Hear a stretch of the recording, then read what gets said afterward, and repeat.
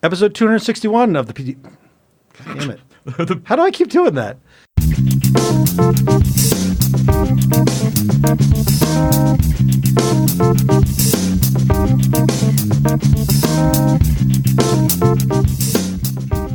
Episode 261 of the TV Dudes, recorded November 13th, 2019. Location, location, location.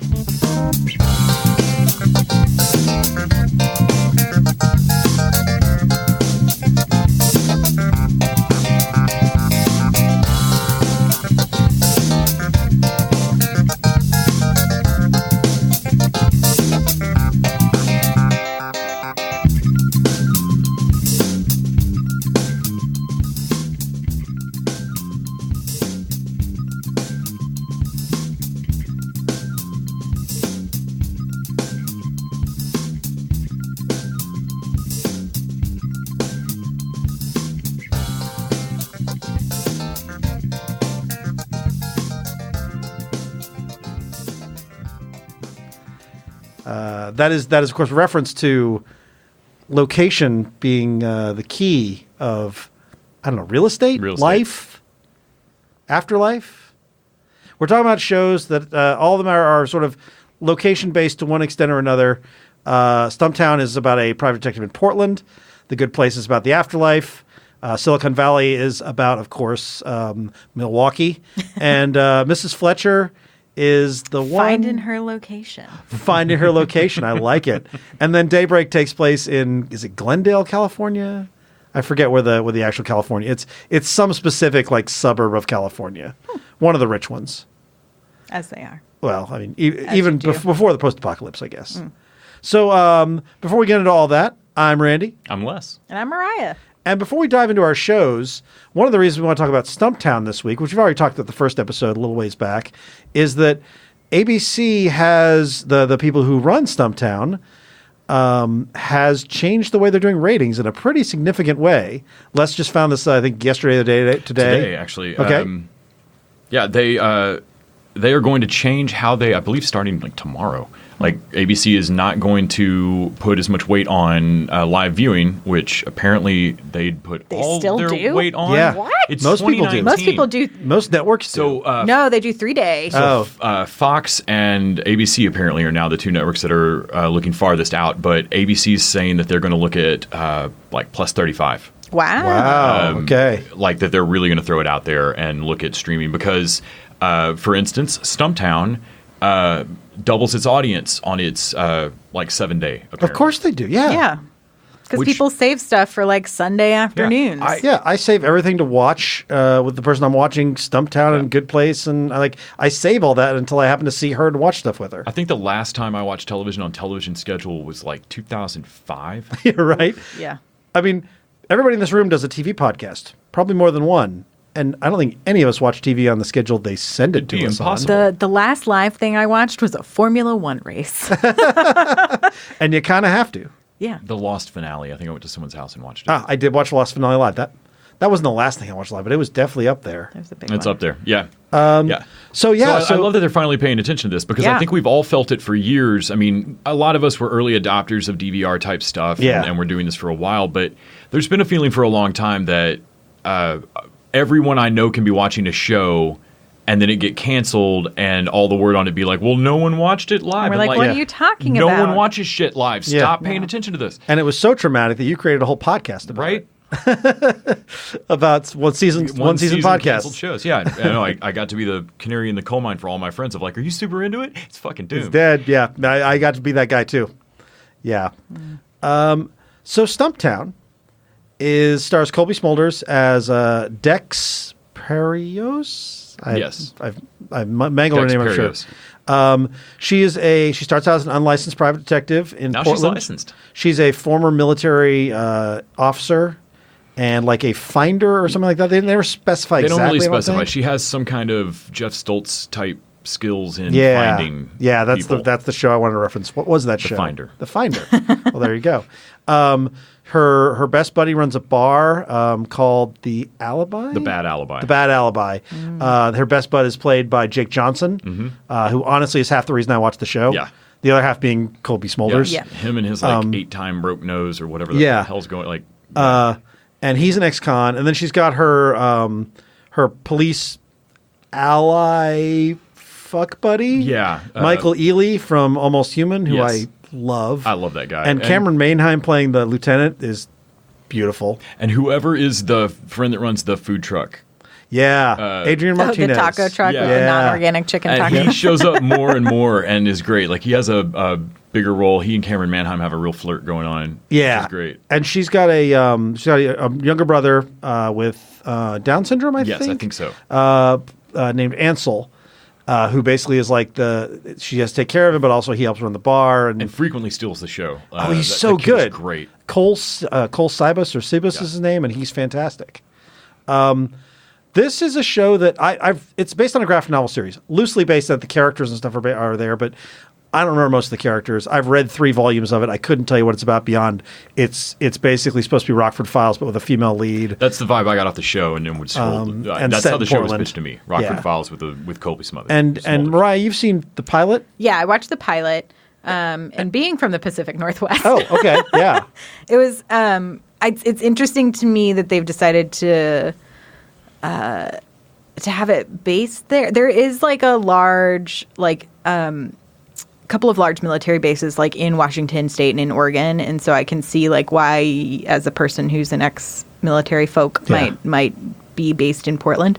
Well, I know that the reason it's in Portland is that Greg Rucka, like many creators, moved to Portland to create comics. Portland is like the mecca of comics. Like everybody moved. Yeah, everybody from Austin moved here. Everybody from LA moved up there. Like Portland is where comic creators go. So he basically wanted to set a private detective show in his hometown. Yeah, it's because there's good coffee and it rains all the time. So what else are you gonna do? So it'd be a private dick. In the pilot episode, they put all the pieces on the board that I wanted there. And I had a feeling that this is going to be like a warm slipper of a show that I was going to groove with every week. And that's kind of what it's gotten better and better for me each week as they've deepened these relationships. I agree. I thought the pilot was okay. Mm-hmm. Like, I liked it. I didn't love it. I really liked little bits. Like, I liked pieces of it, but it wasn't like I finished watching the Watchmen pilot and went, holy shit. Yeah, you're like, I can't wait to see more of this. I was like, I hope this is good. It was solid. What did you think of the first episode? Yeah, I think that's probably why I haven't clicked onto the second one, because I was just like, it's more of, I have other things I kind of really wanted to watch at that moment. Mm-hmm. And so I was like, I'll come back to this when I'm like, oh, I've caught up. What else? You know, I'm looking forward to it each week. I found myself the last 2 weeks going, what day does Stumptown come on? When can I watch this? Is there jump on the second ep. It gets better as it goes along. It is still very case of the week. Yeah. But there's a runner, like there's a 2-episode runner with Donal Logue playing her like skeevy PI mentor. Yep. And even that has some twists and turns I didn't see coming. They're deepening her relationship with her cop buddy. They're deepening her relationship. The flashback to how she met Jake Johnson's character and his whole backstory of like having worked, for basically a crime boss. Well, and her having some real problems. It comes up in the Donal Logue thing. At one point, somebody gets the better of her, and you see her really be helpless and how badly she deals with it. Yeah. And I was like, okay, there's a lot to mine here. Like y'all really have some good actors. You've got there's a lot they could do here. I found myself hoping, and I don't do this very often, that it's a 22 episode regular show, because it could definitely fall into that. I could throw this on and have 4 of them play and me watch 2.5 of them while vacuuming. Yeah, I agree with that. This would be a great show for that. And I would rewatch, and it would give it rewatchability for me. It's that kind of show. Although I'll say this. I think that because it's kind of hard to do a purely procedural these days. I mean, I guess it's not. You can do NCIS or whatever. Like Law and Order. But it's hard to get, if you want to get some of the prestige audience as well as the mainstream audience, you've got to have a little bit of that serialization. I feel like they've leaned a little bit into that, which means you could watch these out of order. And the serialized stuff is pretty light. But I do like that. I feel like I'm getting more and I'm learning more about the characters as it goes on. She's a different private detective than she was 2 episodes ago. Yeah. And I like that a lot. I like that they're allowing the characters to deepen a little bit. I feel like it's just a notch above something like a Castle or a Suits or one of those. There's a little more connective seriousness than a Castle. But it can serve that same purpose. Like I want to watch a case of the week. I don't want to dig into the latest episode of Watchmen, or I don't want to dig into the latest serial. I don't want to watch 10 episodes on Netflix. Like, I want to watch an hour of fun TV. This would definitely slot in the way that I watch Suits. Yeah, for sure. Or Good Wife or any of those. It's considerably better than I thought it was going to be, and as it goes on, I love a little bit more.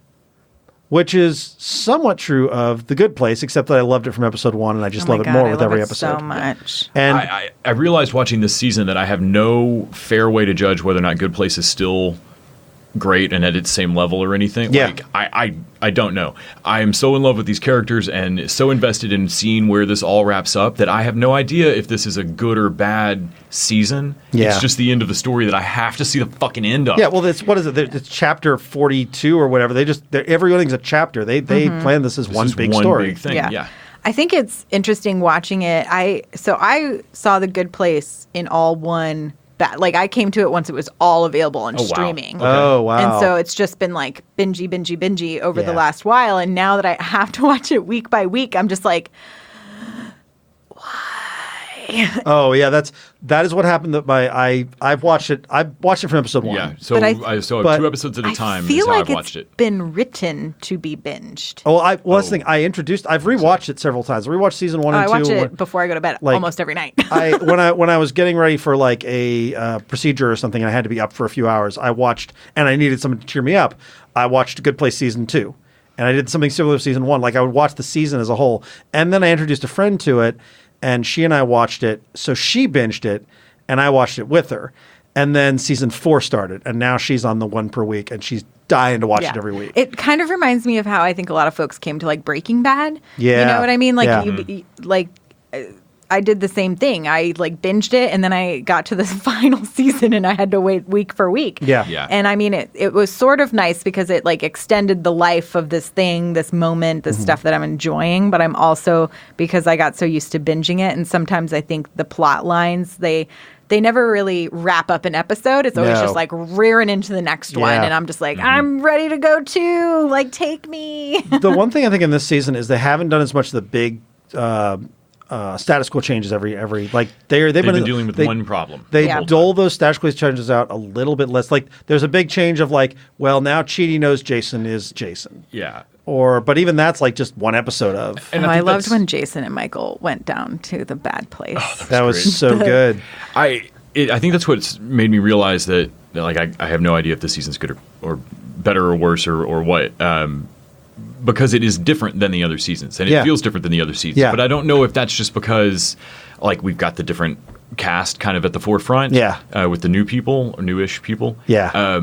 Or if it's just because we're at the end of this story, or what. Well, I love that they're still servicing the old cast, and they're really good. Like Eleanor's journey from the problem Piece of shit. to the solution. Just She's a like, trash she's bag, still an Arizona trash bag, but she's also like, she's the heart of the show. I only play games I can win, and since I'm playing this game, We have to win it. We have to win and, it. I don't think that and tracks. Michael is Ted Danson played this character in the beginning. He was this doofy this doofy representation of the Angel, we thought. Yes, or whatever. right. He played this sort of doofy good guy, and then he played a demon.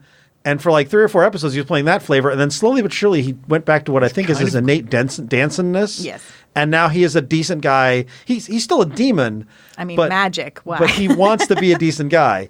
Yes. Janet is Janet and is great. Darcy Carden. Oh, she's so good. And So good. Did you just see she got cast as the lead for League of Their Own, the series? Oh, they're yes, doing? I did. And that's fantastic. great. And because Abby Jacobson is writing yes, it. I'm super excited about it. Isn't Abby Jacobson in it as well? Or is she just writing? Okay. I'm so happy about that. That's It's going to be news. so good. I think, and then of course, Manny Jacinto is a treat and a dream. He's a genius. quote And Nicole Byer. he plays such a great character. He's really funny. Got a And then Molotov cocktail at the ready all the time. and Jamila Jamil is also just fantastic. Like the It's cast just is a good. fantastic The only human. thing the only downside I've really had this whole season is I am really missing Chidi. And I think Yeah. because I've missed the Chidi Eleanor. Yeah. Because he sidelined him a little bit to become basically the inside man in the group. yeah, and so I've kind of really missed his interactions with the core group. Well, it's funny. They actually they almost addressed that in a meta way in the last couple episodes, where it was like happy Chidi is not as interesting to watch. It's better for the guy, for the character. It's better for him What did as a they person. call each other? Ducky and Oh it's not Cookie. oh man, I can't believe I've man. forgotten it. Anyway, it was so yeah, funny. but Chidi being happy. So when they decided to start torturing him and reveal that Jason was Jason, his story became more interesting again, and we felt like I saw a little more of the real Chidi again, and I loved the ending of season 3. Just almost broke me with how sweet and amazing it was. Like seeing Chidi be the confident one, being like, "No, this is going to happen. It's fine," and Eleanor being the one falling apart was such a note.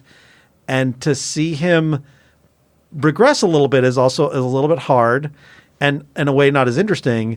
But I have a feeling we're going to see a big payoff for that in the second half. Seeing him. So how many episodes are there? So I think it's 13, but the last one is 90 minutes. Okay. It might. Oh, I'm sorry. It may be 9.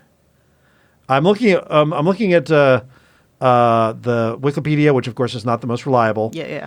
But it shows 9 episodes. The 9th one is going to air on November 21st, and I had heard there's a 90-minute final episode. The answer sounds like a finale, but that means there's only 2 episodes left, so I don't think that's possible. I think we just hit episode 7. Will that make 7. It 50? Chapter 50? That would make it chapter 48. I bet it's at least 10. To make it, that'd be 50. It'd be nice to end on chapter 50. I don't think they're going to end on 50. I don't know.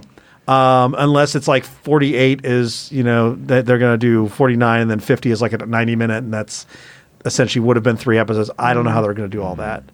But I think we're at the halfway point. I think at episode 7, which is the last one to have aired as we record this, is the halfway point. And I'm sad to see it go, but I'm also just delighted to see how they wrap this. Oh, yeah. Michael Schur is like one of my favorite television writers. And Parks and Rec has a damn near perfect finale. Not to mention several perfect finales, because I thought they might get canceled at various points. Yep. Let's talk about the new characters. Let's talk about, before we get to, I think, the most fun new character, let's talk about their the neurologist? Yes. What's her name? Kirby Howell Baptiste is the actress, and I'm blanking on the character's name. I'm actually looking to see if I have it here somewhere. I'm blanking as well.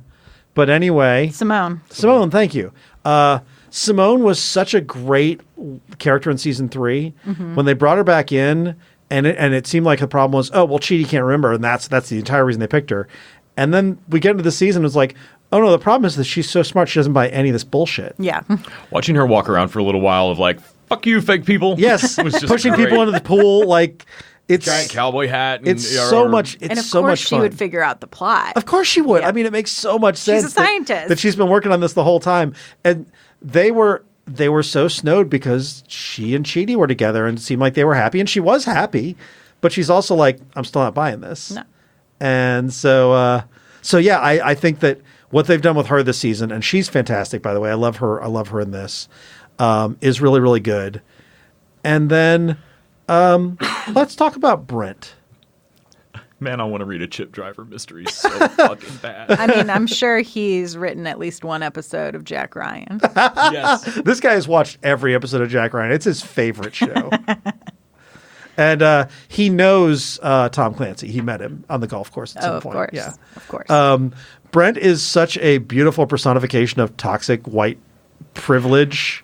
In this very last or most recent episode, when they're just straight explaining it to him over and over and over, like how directly can you restate it? And he's Jason level, like I don't see it. I don't get it's it. not. I'm a good person. What are you talking about? Yeah, I don't know what to tell you. It tracks for me. Yeah, yeah. And I loved how they ended right before "sorry" came out of his mouth. Yes, because he would never actually apologize. Yes. The thing is, this is a character I should hate. Oh yeah, he's awful. But the actor playing him is so good. He's almost fired Janet several times, but she's gotten a lot better. Yeah, and he would really like to take her to lunch to discuss her career. But he's so charming. I think that Jason is the key thing. It's like he's not trying to be a giant douchebag. He just can't not be. Because he's dumb.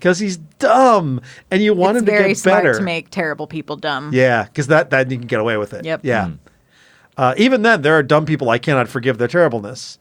But for some reason, Brent is correct. But Brent has done nothing that has caused bodily harm at this point. They've walked up to that line. They've talked about like him burying HR suits and that kind of stuff. Like he clearly did some bad shit on Earth. Yeah, yeah.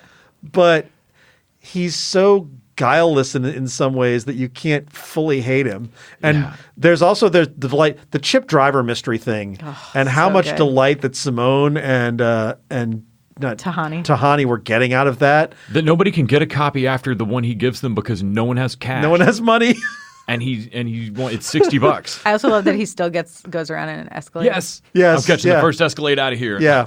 The big thing, we're at the midpoint.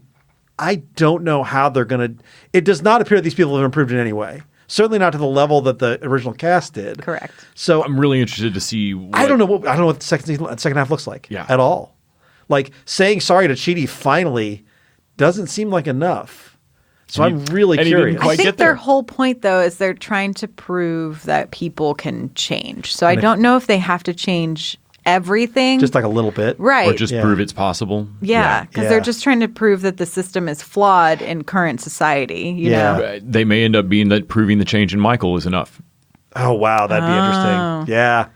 Because Michael has changed a lot. He's a demon. Mm-hmm. Oh, my God. Can we talk for a second when it was Michael playing Michael in a Michael suit? Yes. Yes. It's so good. Yeah. The level of, everybody in the show is good, but the level at which Ted Danson is operating. I mean, between him and Darcy, when she's playing everybody else, it's so good. It is a crime I still that she did cannot not believe get an Emmy for that. At least a freaking nom. Yeah. Yeah. I love her announcement that at the end of the experiment, she will be eating all of her Janet babies. babies. Oh, my God. Messily, so Don't look away. Yeah. Don't look at me. And the evolution of Derek has been continually great this season. Jason Mantzoukas. I so fucking good. love Jason Mantzoukas. Yep. And so much wind chimes. So much of his stuff is improv too, by the way. That they've talked about they can't cut away from him. He will say stuff and then he'll wreck the take because they're all dying laughing. Yeah, I've heard that from interviewing people from the league as well. That you, if you need a scene to go too far, you put Mantzoukas in. And that conversely, that if you hire Mantzoukas, it's like putting Nicolas Cage in your movie. Yeah, you know what you're getting. You know what you're getting. Don't try to rein this in. Nope. I just recently rewatched Witches of Eastwick. Speaking of a Jack Nicholson performance, that's not reined in at all. Woo, it's worth a visit. So before we change shows, I just want to ask a question. I know I may be the only one who does this, but I rank shows throughout the year. I'm always aware of what my favorite show is, and The Good Place has been my favorite show for 4 years running. There's nothing else even close to it. Watchmen is closing in on it for me, but The Good Place is it's always I want to watch it as soon as I possibly can. Yeah, Good Place is special or indifferent. Yeah, and I'm going to be super sad when it's gone. Yeah. At the same time, I am deeply happy that it is not open-ended and ongoing forever. Yeah. I will I never agree. see this show peter out and shit the bed. Exactly. It's gonna wrap. Yeah, it'll definitely fall into, I think, the shows that I continue to, off mic, we were talking about rewatching, and you're like, I don't have time. And I was like, there are shows that I just will put on at the end of the night when I don't really, I just want to wind down. Yeah. And I think The Good Place is going to be on that list forever. Yeah. And the other, it's Cheers, The Good Place, Frasier, and I Love Lucy. So that's interesting because I do have that list but I do I allow myself one rewatch a year where I'm okay, I have a minute here where I'm not watching something for the podcast. I'm not trying to get through anything. I just want something in the background. And Cheers is absolutely one of those shows. I rewatched that show. It takes me about 10 years because I watched it in short, but The Good Place is going to wind up on that list. Mm-hmm. There's Parks and Rec is on that list. Parks and Rec is the one that I find myself continually looping back around on. Yeah. And 30 Rock. And 30 Rock. Degree. And Community, although I haven't gone back to it, and I don't know if it holds up for me. Community's not. I haven't rewatched Community recently, but I've gone back during Halloween. I went back and rewatched the Halloween episode, and then I ended up watching 3 or 4 others. Yeah, that's good. But yeah, this is a one of a kind special show. Oh yeah, Good Place is gonna be one that I will probably buy a box set DVD just for the extras. Yeah. The last time my folks were in town, we sat and watched the first night that they were in town. We threw in Good Place, which my mom had not seen any of. Yeah. So we watched the first episode, and then we watched the second one, and then we watched the rest of the season. Yeah. Addicting people to The Good Place is one of my favorite And then things. the next day, we went out and did some stuff for lunch. And then they're like, can we just go home and watch The Good Place? So we get back to the house, and my mom has this weird look on her face, and we don't really have any other plans for the rest of the day. And she said something about so that show we watched yesterday, did you say that the rest of it is on Netflix where I can watch it? And I was like, Mom, if you just want to watch season 2 of The Good Place right now, we'll do that. Really? So we watched season 2. Yeah. And I think season 3 was going to drop on Netflix the next week or something like that. So I was and by the when you get home, season 3 should be there. Yep. And then you'll be caught up with the rest of us, and you can watch it week to week like misery. Yeah. I've addicted at least 3 people to this show. And also, it's worth mentioning, The official Good Place podcast that Mark Evan Jackson runs is so good. It's must listen, and it is such a compliment to the show. Yes. Yeah. I think it's one of the first podcasts that was put out by the same folks who do the show that I think really holds up, and I think now there's like the new trend. Yeah, it was not just a puff piece promo thing. It was actually so many people who love the show. Yeah, and now we get like the one from Chernobyl, and we got the HBO's now doing a Watchmen one. And the first episode of that Watchmen one's really good. I haven't taken a listen yet. Archer After Dark is really fun too. Is it? Okay. Huh. So.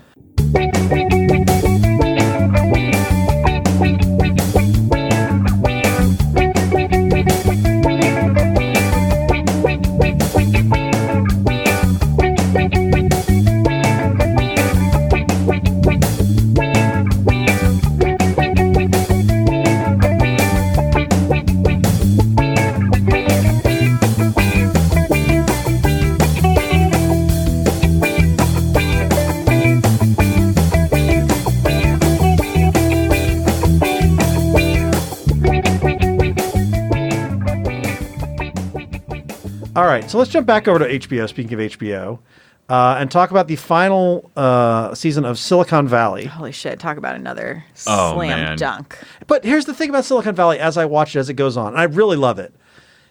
Is it getting more bro-y, or am I just noticing it more? I think it's because they're in a bigger office. Yeah. Right? So I think it makes sense with the progression of the characters. They've gone from being nerds in a basement to now being in charge of nerds who've all come out of the basement and now live this big It's less tech cranky lifestyle. and more I want a Tesla. God, and we know every time he throws happens. up. Every time he throws up. We know what happens when nerds get power, and it's not pretty. No. That's how Comicsgate and Gamergate and all that happens. Him going to Gavin and making a perfectly logical. really smart move, and Gavin be like, "Fuck you!" I'm like, no, Yes. I'll die and watch you die too. The triathlon. Oh man. God, yes. It was perfect. You're my exact physical double. Go. Gavin Belson is so much fun to Yes. loathe. It's so good. Yeah. And what a actor. Like, he is he's like just so great. embodying it. I also do think they're finally giving Monica more to do. I feel like Monica was thrown in there at the beginning as, well, we got to have one female character, right? And that slowly but surely they started to realize this actress had more to do, and the character had more to say. And now she and Richard are on a level where I think someone is actually there she's got similar neuroses to him. Right. But she's probably the smartest one in the room. But she's the smartest one in the room, yeah. Well, at least she's in touch with the real world. Yes. Like, they're really smart about tech stuff, but she's the one who can actually make that She work can with function the real, in the world, Yeah, yeah. And you need that. And I like that we're seeing more of her, and not. I really was afraid they were going to do a will they won't they with her and Richard. I'm glad they never went down that I'm glad they did not road. go that road. Yeah, I think Mike Judd is smarter than that. Yeah. You know, I mean, he's king of the hill. You know, come on. When she lights that second cigarette, I fucking Yes. die. Oh my God. Yes. You already have one. Yes. Yes. And Martin Starr and Kumail Nanjiani's characters Yes. are still a ton of fun, just torturing each other. The HR lady getting the best of him. I love Stunning. that. And, I like, love that he respect your finally skills. has like a Someone who's mental worthy of him. adversary. Yes. And I think the character loves it too. Oh, like yeah. he kind of likes having someone who can. He's like, oh, Respect. another one. I have found you. Yeah. The AI that he installs on the system Yes. to talk with. Oh, that episode is so good. I despite the fact that it's getting more bro-y as it goes on, and I am glad it's ending. I feel like with Entourage, like with I'm trying to think what the other shows are, where it's like everything's terrible, no, everything's great. I've started to get a little tired of the Boom bust the cycle guys. of The this. guys pull it Yeah. off at the end of every one. I'm interested to see where YowNet goes. Yeah, With I think Lori. it's going to be the sleeper cell attack. Yeah. but There's no way these guys end on top. I don't know. I think there's no way they Do end we on even top. know what? It's not Groot. Guard. Guard is working. Oh, on. yeah, what is she working Guard's on? working on? No No. idea. I'm waiting. That's what I'm thinking is like she's going to just usurp everything. Everything. Something, something just. The show's just got such a great track record with me for pulling off some crazy. They always do it at the not end, yeah. twist necessarily, but yeah, where the guys pull off some really slick thing that sort of half backfires, and I'm dying to see. Like, oh my God! I know these pieces on the board are adding up to this. Like, I know these are going to be guns that fire. Zach, what's his last name? Yeah, the guy who plays Colin? Jared? No. Yeah, the guy who plays Jared. Oh, God, yes. Yeah. He is probably one of my favorite comedic actors. and he's Have you ever great seen in him do this. improv? It's incredible. I believe that. But the episode, was it episode 2 or 3, when Jared snaps at him in the house? Oh, my Yes. God. And just comes goes after, full, I was raised by mama the state, chasing bitch. yeah, there was another moment of that where I'm state raised, you low. I forgot what he calls him, but the chain of expletives is great. I feel like it's the first episode where the BB gun. Yes. No, when he's talking, he's still with them, and they're talking to somebody. And he's like, "I'll kill you." He goes in, and Jared is still in protecting mode. And I can't remember what but you see this little. Oh, right. He's not right. No. Like when he's on the phone with his therapist in the car. Yeah. Well, I mean, was it season 1 or 2 when he is having night terrors and speaking German? Yes. And Richard asked him, so you were speaking German? I don't know German. Yes. He is I think the best character on the show. Yes. Jared is my favorite thing on there. Jared is good. Zach Donald, Woods. whatever his Zach real name Woods, is. yes. Oh my God. Because Jared's not his real name, right? Donald Jared Dunn. Yes. His real name's Donald, and Gavin called him Jared. Yeah. So he just goes by And Jared. He just goes by Jared. So good. Can I ask? I mean, I know he's a piece of shit, and we don't miss him as a person. I don't miss him as a character. I was miss worried him as about a character. missing Eric Bach because I liked him in the early goings. No. But I don't miss him at all. I've also heard he was just a pain in the ass on set. That's what I've heard That's too. what I'd heard. Yeah. So it's just whatever. Yeah.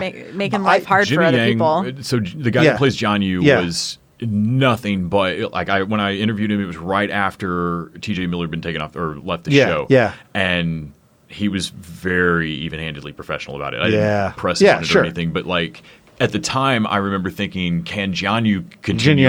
Jin Yang. John Yu is the good place. Good place. John yeah. Yu's good place, yeah. Can Jin Yang continue without Bachman? Right. And I love what they've done with this Oh, character. me The too. whole Yeah. pig declaring him dead year. Yes. Oh my God. All of that. The ashes, all of it, When Jared's outside talking to the police, and then he's like, "Don't talk to the police," and then Yeah. you go in the backyard, and all these people come out. his casual lack of care about legalities. Are we doing something illegal here? Yes. Yes. It's best if you don't know. Yeah. Oh, and then Big Head. Oh, lovable dumb God, Big yes. Head. He's such a weird background character. He's always drinking a fucking 64-ounce soda. Yes. And I forget he's there. I think he may wind up on top of the whole thing. He's been the guy behind us he's done He's that just already. been buying stuff. His dad's been buying he'll stuff. accidentally wind up in charge. He wouldn't do it on purpose. He doesn't have any guile to him. But he is second billing on the IMDb, by the way, which is so weird. His name is going to end up being on the contract for something. Yes. Because he just happened to be there and sign Yeah. it. Yeah. Yeah. It's. I occasionally watch this a little guiltily, and I'm like, "Is this bro-y? Should I not be enjoying this?" No, it's making But fun of bros. I enjoy it. Yeah, my spouse works in tech, and sometimes he's like, "Oh, it's so accurate." It hurts, My wife works at a startup, Yes. and she's like, "I'm the Jared in my office. This show is so good." All right, let's talk about the other HBO show that is paired with that. The new comedy Mrs. Fletcher. Oh, It's based on a Tom Perrotta book, which is Leftovers. Yeah, so I mean, I love Kathryn Hahn. I will Same. watch anything with Kathryn Hahn. I think she is a powerhouse. Same, but I don't love most of the projects she's picked. Oh, She's not found I love her in every supporting role she's ever in. I Parks loved and Rec? I loved her on Yeah. Parks and Rec. But every time she's in a lead role, do you remember that short-lived goods. thing with her and God, it's not Jay Moore. It's the guy who's Hank Azaria. Happy-ish? Hank Azaria. Oh, I'm not It was a thinking. short-lived, they were sports agents. Yes. I don't remember the name of it. It was Have you watched Happy-ish god-awful. though? No, I did not watch Happy-ish. Holy shit! Okay, all It right. is Brockmire. So No. good. Is that? That's Hank Azaria, but it's not that. Okay. It's Kathryn Hahn and Okay. darn it, it was supposed to be. Oh, now my brain hurts. Yeah? when it's not working. Steve Coogan is in it. Okay, all right. Anyway, it's really good. It was a Showtime thing, but I think you can watch it on Netflix now. Yeah, it's moved It's over. only got Okay. one season, Okay. and it should have gotten more. It was so good. Yeah. So good. Anyway, I'm really enjoying Mrs. Fletcher. I am. Oh, Free Agents is the show I was looking at. Free Agents.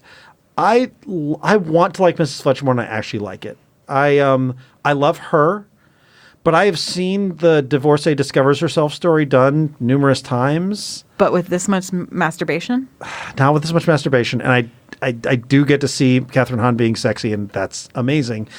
But the other half of the show is her shithead son. Oh, my spouse fucking hates the shithead son I hate him plotline so much. But I do think it's like such a fun and antagonist to her, because I think she at the core is a good person who's just been hurt and is like always just put this other person before herself, right? Yeah. And even if we've seen the divorcee discovering themselves a million times, I don't think we see it enough with a fully rounded female character. Yeah, that's true. And I've just it's also a mini series, so it's not going to go on forever. It is a mini series. Okay. Yeah. So I'm excited to see it's gonna be getting an end in this one run. Yeah. So it's not like it's building, because I don't think they're doing enough world building for it to be beyond that. Right. Okay. But I think they've done an incredible job with casting. The son is a piece of shit, and you hate him. I hate him so much. And I love watching him get shit on in college. It's not enough. There's the scene when they're in the cafeteria and like these guys, he's like, oh, my fellow bros. And they're all smarter than him. They're talking about climate change, and he's like, have you watched the video of the tsunami? The guy surfing the tsunami? Yeah. And they're like, what the fuck, dude? I'm still watching him fail upwards. Like, yeah, he's a little lonely sometimes, but I don't think he is failing upwards, though. No, I want him miserable now. I know he's going to be. Like, he's already starting to be miserable. Yeah, it's not enough. And then when she eats the fucking cookies, and then just starts wanking on the floor, it's great. Anyway, I also appreciate that it is like some of the most realist depictions of like female pleasure and masturbation that I've seen on television. Like, it's not like being filmed for male pleasure to watch this. This is like realistic, like I'm fucking horny and I need it right now. Yeah. I feel like that has to add to, I mean, Tom Perrotta could have wrote this character masturbates in the book and then it not necessarily come off very well on the screen at all. Yeah. But Elle McClelland is who, and Emily Ryan Lerner look like the two women that are writing most of a these lot of the episodes. writing. And all three people directing episodes of this are women. Julian Robespierre, who directed Obvious Child, which is fantastic. I love Obvious Child. And then Liesl Tommy, who directed a bunch of Jessica Jones, and Nicole Holofcener. Yeah, you can definitely tell this does not have a male gaze. Tom Perrotta may have created it, it, but I mean, he's listed as creator. I don't know how deeply involved he is in the production, because it does not feel like a male point of view on this. No, and I read an interview with Kathryn Hahn who was talking about the production specifically. So HBO has like very strict guidelines on having intimacy coaches on their sets now. They talked a lot about like with Euphoria. There was a lot of interesting information around that, and so I think they're really paying attention to how sex is being portrayed and then how comfortable people are on set, which I appreciate. Yeah. And because it could be an awful place to work. And so Kathryn Hahn was talking about how for all of these moments are very intimate. Yeah, like, for sure. And they feel real. And she said the way that they accomplished that was because they would have a very closed set. They would have like literally like the director and her. And like maybe 2 or 3 other people. You know, it was like very small, close set. They'd have it on the schedule. They would like make sure people were aware. The intimacy coach was like making sure she was comfortable with everything that was happening, where the camera is being angled, you know, like how it was all being shot. Especially because in episode 2, she does the full nude jump into the pool. Yeah. So, you know, I think they're being very smart in their portrayal, and that while it is sexy, it's not I'm sexy for you. I'm sexy for me. Yeah, it is not prurient. And the stuff that is prurient is like her son. And I think it's deliberately done that way. Yes. Yeah. To sort of show the contrast of it. I just hate that little shit so much. Oh, he's the worst. And that's like every time he's on the screen, I'm like, so happy she fucking yelled at him on the phone. I'm like, do it. I'm like, I don't want to see his story. I just want to see hers. Yeah. But I'm sure there's going to come a satisfying resolution. But it's like that bit, I like that kid, his story, it ended when he went off to college for me. I'm like, I don't give a shit about his story. Yeah, agreed. Just check in on how it affects her. I don't give a shit what his through arc is. Yeah, I'm really hoping it gets minimized or there's some bigger payoff for the reason we have to watch this shithead. Yeah. I'm a little worried that we're going to see the girl who he is that runs the therapy group. The therapy group is going to fix him, and I really don't want to watch that story happen. I don't know why I have this feeling just because of the way it's being handled so far. I'm hoping she just is like, fuck you. You got to figure this out. Yeah. And he has to go back to the counselor character. I would much rather see something like that. Because she calls him out early on and she's like, you're trying to decide whether I'm hot enough to fuck, and that's fine. If she basically is like, oh, this dumb hot guy, I'm going to fuck him. Right. And like then if he she's going falls to for use her, and abuse him. And then, she's like, no, that's not what we're doing. Yeah. That I'd be okay with. Right. If that's where we're going, okay. Yeah. I just need this kid to suffer. Yeah, he's the worst. Because he's the worst. And I don't see him getting better. And then I need his mom to fuck his friend? Oh, my God. No, his anti-friend, the guy he bullied in high school. Yes, I do too. I really want that to happen. And I really enjoy the writing professor character. I do too. I love her. Is she trans, yes. the actress? Okay. Because that's a controversy whether or not non-trans actress. And I was like, I don't know. I'm not going to look it up. I hope that they cast a trans actress. And they did. The bit where they all go to the bar. Oh, man, I loved so all of that. And the sort of doofy bar owner who asks like really insulting questions about her being trans. And they all, they give him shit about it, but they don't like tear him down. And he apologized. And like, you can tell that like, here's a shrimp basket. It wasn't coming from a place of being shitty. He just literally doesn't know like what he can and cannot what he can and can't right. say. And he's an older guy and it all makes sense. And I'm glad to see that handled that way. I thought that was done really well. And I thought she's a really good character. And I like the bit where she's like, I think I have a crush on this guy and none of this is okay. And like it was super cute. Yeah. So I'm digging it. As it goes on, I'm digging it more and more.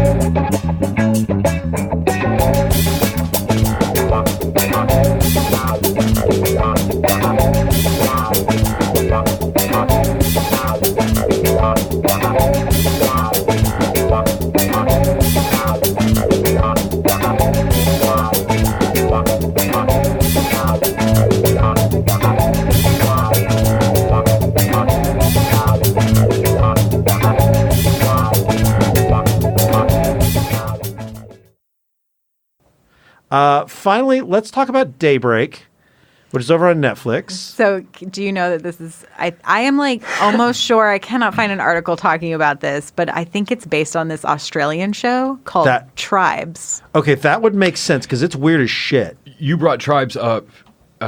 Like randomly one time. When we were talking about Kid Nation and crazy shit. Yeah. So Tribes is an Australian show. It has I feel like it literally has 1 million episodes. It has so many episodes. You did talk about this, It feels like a Australian CW show that just had like a gazillion runs. And it's about a parasite or whatever, like a disease comes, kills all the adults, and now it's all these kids who have to fend for themselves, and they're broken up into tribes, and it's these different groups. Okay, yeah. And they all like fight each other and form alliances and blah, blah, blah. And the only reason I really know about it is because I was digging in on Taika Waititi's IMDb. Yeah. And him and Jermaine Clement have these weird cameo roles in The Tribe. And they play like cowboys inside of a VR video game. It's very weird. It is worth a Google, like to find the clip of the two of them in The Tribe. But man, it was weird. I watched maybe like 1.5 episodes of The Tribe. And then when I saw the preview for Daybreak, I was like, this is The Tribe. Like, I mean, you just described it. It's set in California. It's a meteorite. No, it's coming from a nuclear bomb with a chemical agent that basically turns all the adults into versions of zombies. What do they call them? I didn't make it far. It's based on a graphic novel series or a comic series by Brian Ralph. Yeah, because when I looked it up, it said the comic book thing, and I was just like, yeah, but this feels like The Tribe. So was The Tribe originally based on the comic? So I don't know. all the adults are, I forget what they call them, ghoulies or something like that, and they repeat the last stupid thought they had. So like so you see someone and she's like brain candy. She's like there's a female zombie when they go to the mall, because of course they go to the mall, it's a zombie, and she's like 80% off on yoga pants, 80% off on yoga pants, and that's like whatever the last dumb thought that went over their head, that's what they repeat over and over again. They don't turn people into zombies. This is just the adults are just there. They've turned and then the kids have formed these weird tribes of like the STEM kids. All the jocks have formed this weird road warrior thing.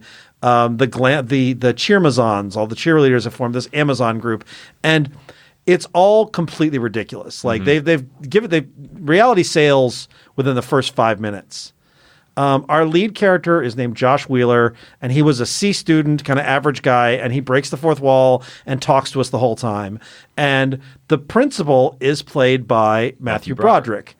And I immediately thought... And the show opens with a long Ferris Bueller rip. Yeah, and I'm like, oh, so this is going to be Ferris Bueller in the world of zombies. That's a cool pitch. I like it. It is not that. Oh. Within like 5 minutes of the start, like you see Matthew Broderick walking around the school and everything, but then the kid steps out of a blown wall, like a blown out wall, and it all is a veneer, like it's his memory, and you're actually in an apocalypse. And I was immediately like, so Broderick's in this just in flashbacks. Yeah, he is, except because I was like, he would also be a zombie technically, except that he's not. Spoilers. There are two adult characters who are not full-on zombies. One is You're breaking your rules, Joe. One is a character named Krista Rodriguez who plays Miss Crumble. She is delightful. She's probably my favorite character. She's been messed up somehow, but she's not a full-on ghoulie. Like, she doesn't seem to be she brainless. Only got half radiated. Yeah, something happened where she's got like weird rat nest hair. Have like a bunker? Broderick, for whatever reason, has turned cannibal. He was like this weird. He was this straight arrow principal, and as they fill in his backstory, it turns out he was basically being manipulated by these kids. They were taking advantage of his good nature, and eventually they pushed him too far, and he snapped. And then when the apocalypse hits, he started eating kids. He's just like, they're awful. I'm going to eat them. And he becomes this like tyrant figure. And the two of them have this the adult have this story that goes through the through line of the backstory. Meanwhile, Josh is telling his story. He has this lost love named Samira Sam Dean, who he thinks is in with the jocks, and he's trying to recover her. There's this big this big love story. It's the least interesting thing. She was this popular girl because she made this video about how everybody had positive things and everybody liked her. And there's also this younger girl named Angelica Green who's like this.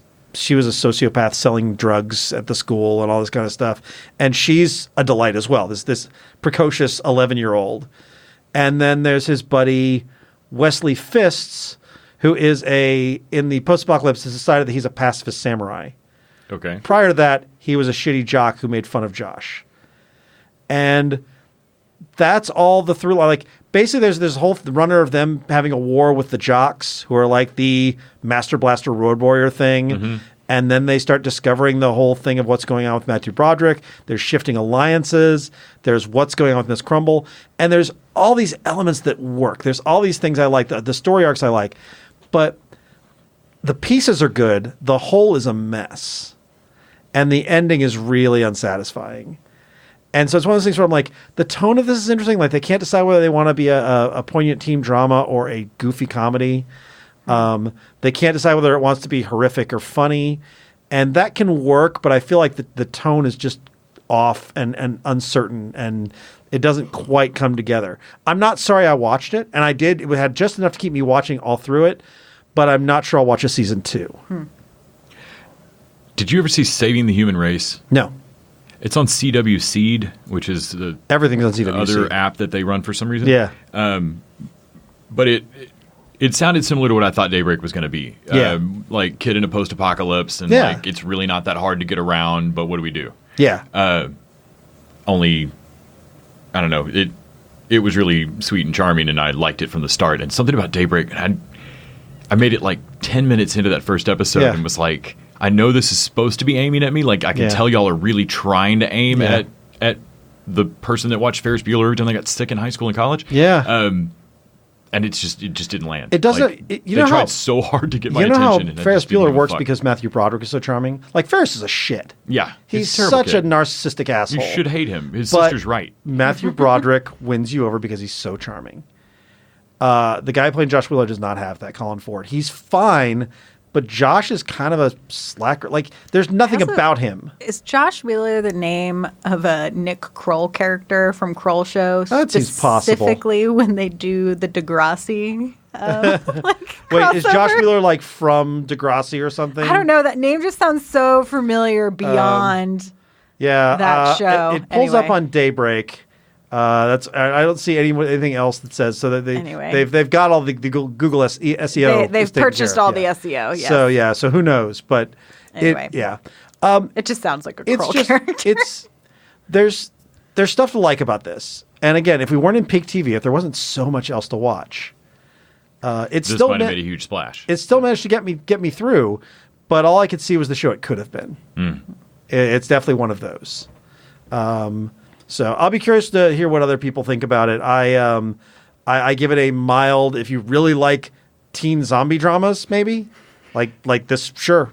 But there's better zombie shows, there's better teen shows. But if you get made into a ghoulie, the last thing you'll be walking around muttering isn't, Daybreak's the greatest. That is correct. Good enough. All right. Thank you, Myrriah. Thank you, Les. I realized last episode I didn't pitch our Patreon, so you can go to patreon.com/tvdudes and throw us $1 an episode. Helps us keep the streaming services on. We got to pay for that Disney Plus, which I'm sure we'll be covering in future episodes. We just didn't have time to watch a bunch of it and really get a sense of it. And we'll be back next week with more. And until that time, TV Dudes out.